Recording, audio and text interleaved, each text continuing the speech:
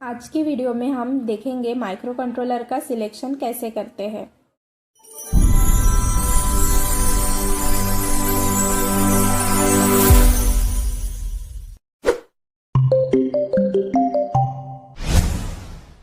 सबसे पहले ये समझते हैं कि सिलेक्शन फैक्टर क्या होता है।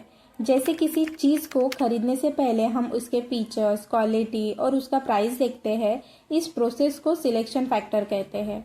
जिस तरह मोबाइल और लैपटॉप खरीदने से पहले हम उसका प्राइस, ब्रांड, कैमरा और बैटरी ये सब देखते हैं, वैसे ही अब हम माइक्रो कंट्रोलर का सिलेक्शन फैक्टर क्या होगा वो देखेंगे। माइक्रो कंट्रोलर के सिलेक्शन फैक्टर है word length, power dissipation, clock frequency, instruction set, internal resources, input output capabilities, availability और पैकेजिंग। ये जो सिलेक्शन फैक्टर है इसको हम डिटेल में समझते हैं। पहला पॉइंट है वर्ड लेंथ, जिसमें वर्ड 16 बिट का होता है। माइक्रो कंट्रोलर की वर्ड लेंथ होती है 8 बिट, 16 बिट और 32 बिट की। माइक्रो कंट्रोलर के वर्ड लेंथ यानी बिट के अकॉर्डिंग हम माइक्रो कंट्रोलर का सिलेक्शन करते हैं।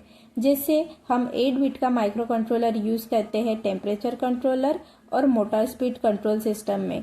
16 बिट का माइक्रो कंट्रोलर यूज करते हैं कम्युनिकेशन सिस्टम में और 32 बिट का माइक्रो कंट्रोलर यूज करते हैं सैटेलाइट में। जब वर्ड लेंथ इंक्रीज होती है तब कॉस्ट, पावर डिसिपेशन और स्पीड इंक्रीज होती है। दूसरा पॉइंट है पावर डिसिपेशन। इसमें पावर डिसिपेशन का मतलब होता है कि पावर का लॉस होना, और इसमें power dissipation clock frequency, speed, supply voltage और VLSI टेक्नोलॉजी जैसे फैक्टर पर डिपेंड होता है।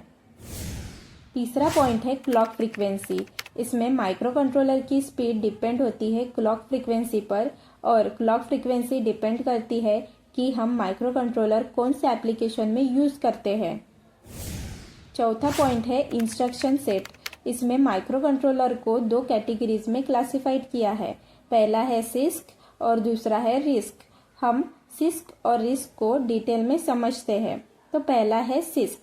सिस्क का मतलब है कॉम्प्लेक्स इंस्ट्रक्शन सेट कंप्यूटर, जो सॉफ्टवेयर फ्लेक्सिबिलिटी को प्रोवाइड करता है और हम इसे जनरल पर्पस के लिए यूज करते हैं। अब दूसरा है रिस्क। रिस्क का मतलब है रिड्यूस इंस्ट्रक्शन सेट कंप्यूटर, जो स्पीड ऑफ रिस्पॉन्स को इम्प्रूव करता है और ये हाई स्पीड एप्लीकेशन में यूज होता है। पांचवा पॉइंट है इंटरनल रिसोर्सेस। इसमें कौन कौन से रिसोर्सेस यूज होते हैं वो अब हम देखेंगे। इंटरनल रिसोर्सेस है read only memory, erasable programmable read only memory, flash ROM, timer, watchdog timer, analog to digital converter, digital to analog converter और नेटवर्क इंटरफेस। ये सब रिसोर्सेस माइक्रो कंट्रोलर में यूज होते हैं। छठा पॉइंट है इनपुट आउटपुट कैपेबिलिटीज। इसमें input output की क्या कैपेबिलिटीज होती है वो समझते हैं।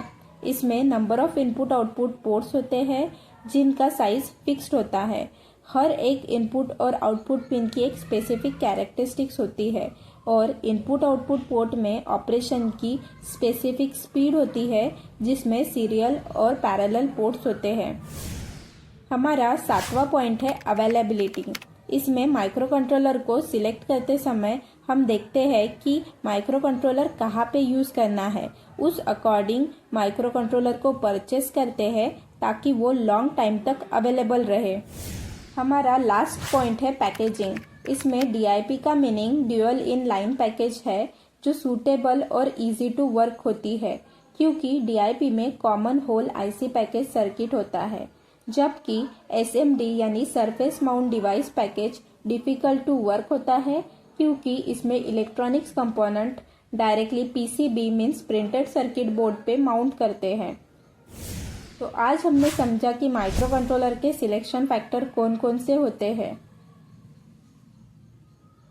इसी तरीके की पॉलिटेक्निक और इंजीनियरिंग के टॉपिक्स की वीडियोस देखने के लिए हमारे चैनल इजी स्टडी ऑफिशियल को सब्सक्राइब करें और बेल आइकॉन को क्लिक करें।